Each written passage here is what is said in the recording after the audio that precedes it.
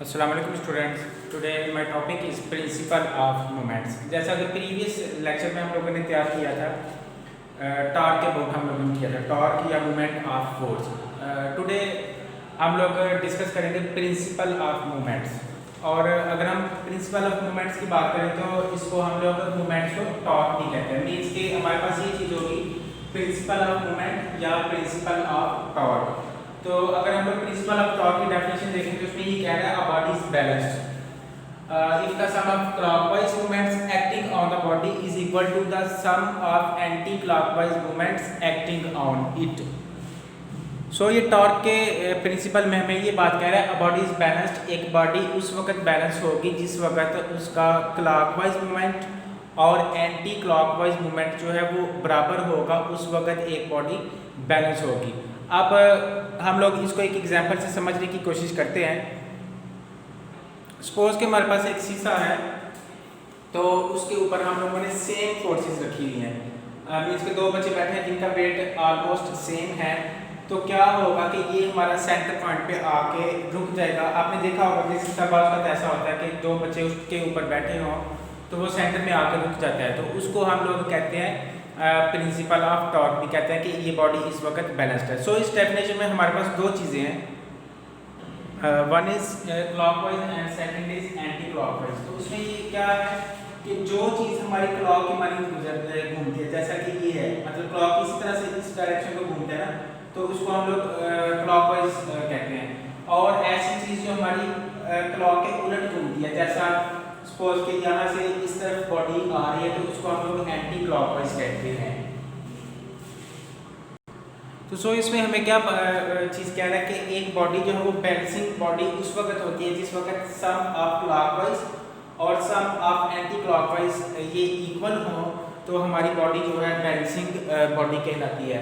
सो ये हमारे पास है प्रिंसिपल ऑफ मूवमेंट्स। सो अब हम लोग बात करेंगे सेंटर ऑफ मास की।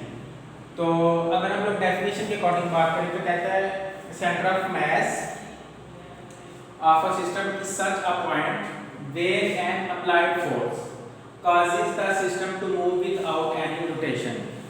अब हम लोग इसको सिंपल वर्ड्स में देखते हैं कि ये क्या कह रहे हैं कि डेफिनेशन से ही हमें पता चल रहा है अ पॉइंट पे एन अप्लाइड फोर्स। अगर हम लोग ऐसा पॉइंट जिसके ऊपर हम लोग फोर्स लगाएं तो जिस चीज़ के ऊपर फोर्स लग रही है वो बगैर किसी रोटेशन के मूव कर जाए, उसको हम लोग सेंटर ऑफ मास कहते हैं। तो मीन्स के एक ऐसा पॉइंट जिस पे सारी की सारी बॉडी जो है वो स्ट्रेट मूव करना शुरू कर दे, उसको हम लोग सेंटर ऑफ मास कहते हैं। अब हम लोग इसकी एग्जांपल समझते हैं।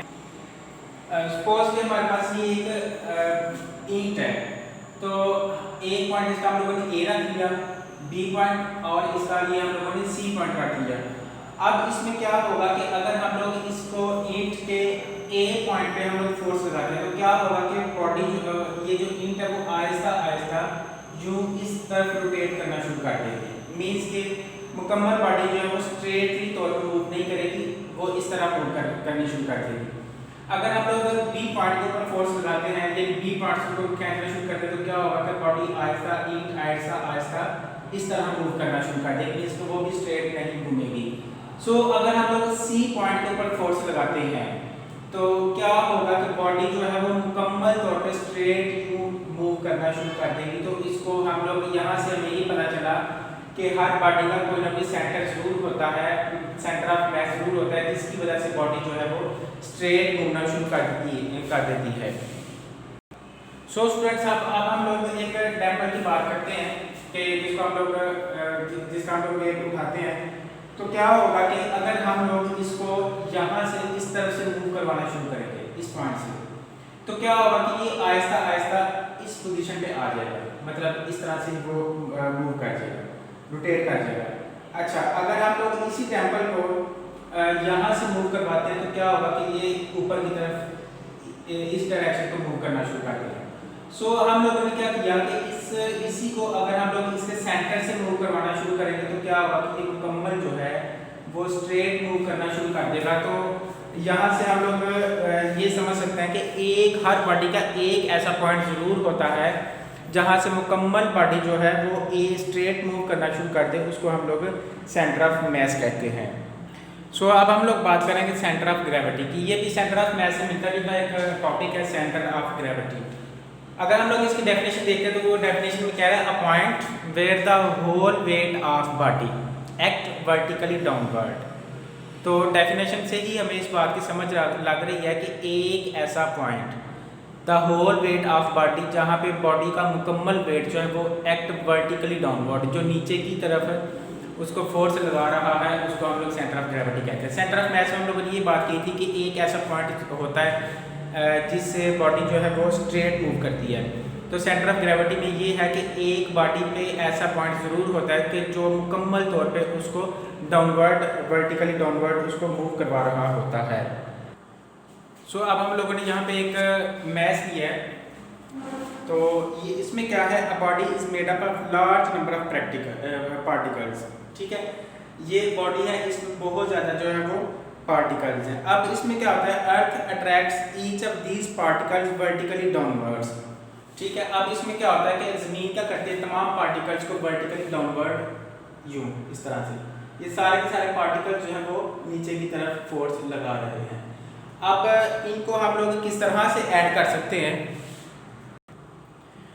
इसी चैप्टर के स्टार्ट में, चैप्टर नंबर 4 के स्टार्ट में हम लोगों ने एक पढ़ा था हेड टू टेल रूल। तो उसमें क्या था कि पैरेलल फोर्सेस को हम लोग ऐड कर सकते हैं by head to tail rule method. तो अब इसमें क्या है, ये पैरेलल फोर्सेस हैं, ठीक है, ये सारी सारी फोर्सेस नीचे की तरफ मूव कर रही है। तो अब हम लोग क्या करते हैं कि इनको, ये रिजल्टेंट फोर्स जो है, ये यहाँ पे इसकी रिजल्टेंट फोर्स बन गई, यानी हेड टू टेल रूल के अकॉर्डिंग हम लोगों ने इसको ऐड कर लिया। सो यहाँ से हमें ये पता चला कि ये जो पॉइंट है, चूँकि ये रिजल्टेंट फोर्स है और ये जो पॉइंट है उसका ये सेंटर ऑफ ग्रेविटी कहला रहा है। ठीक है, सेंटर ऑफ ग्रेविटी। अब इस पॉइंट पे क्या होगा कि ज़मीन जो है इस पॉइंट के तहत सारी की सारी सारे का सारा जो हमारा मैस है उसको अपनी तरफ खींचेगी, इसको हम लोग सेंटर ऑफ ग्रेविटी कहते हैं। सो स्टूडेंट्स, आज के टॉपिक में हम लोगों ने डिस्कस किया principle of moments, centre of mass and centre of gravity. मज़ीद लेक्चर्स में फिर हाजिर होंगे, तब तक आपसे इजाज़त चाहते हैं। अपना ख्याल रखिएगा। अल्लाह हाफिज़।